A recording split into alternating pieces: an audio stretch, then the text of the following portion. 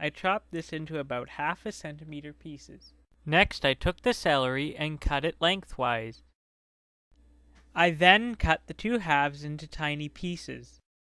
Next, I peeled 2 carrots and chopped them up too.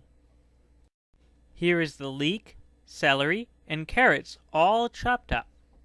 The original recipe called for 1/2 a head of wombuck cabbage. We didn't have this specific variety available, so instead I used a nice leafy green head of regular cabbage. The cabbage I used was on the larger end of the spectrum, so I chopped a chunk that both my mentor and I agreed was reasonable. I chopped it further into finer chunks. I chopped it in a way that the cabbage could still be recognized, but I didn't want the bits of cabbage to be huge. I measured out a teaspoon of oil. I put the oil into a Dutch oven.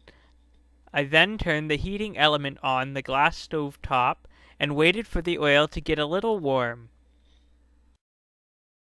Once the oil was warm, I put the carrot, leek, and onion mixture into the pot and stirred it up.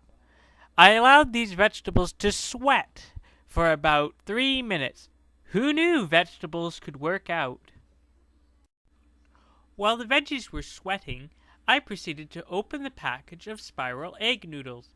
As I didn't have a scale, I just eyeballed the measurement and poured about 1/2 the package into a glass bowl. As mentioned at the beginning of this episode, I used store-bought stock for this recipe.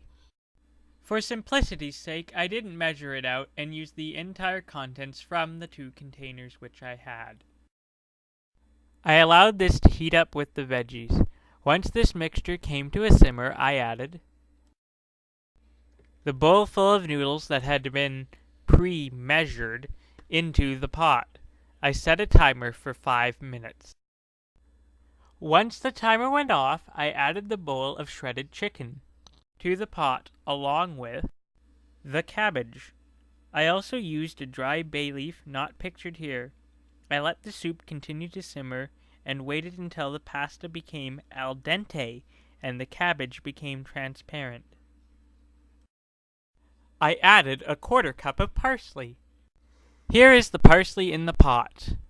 In this image, the bay leaf is still present. However, I carefully removed it from the pot and discarded it.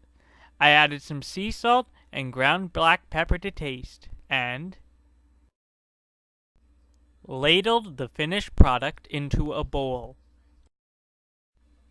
To the bowl, I added some crackers and a few additional sprigs of parsley as a garnish. Curtis Stone would be proud. At the end of his presentation, he noted, Yum. So beautiful. It's one of those amazing things to have in the fridge. It freezes really well and it's an absolute family favorite. I tidied the kitchen and offered to help with the laundry. That was some tasty soup, mate, but it could do with more kangaroo and Vegemite. Australians all, let us rejoice, for we are young and free.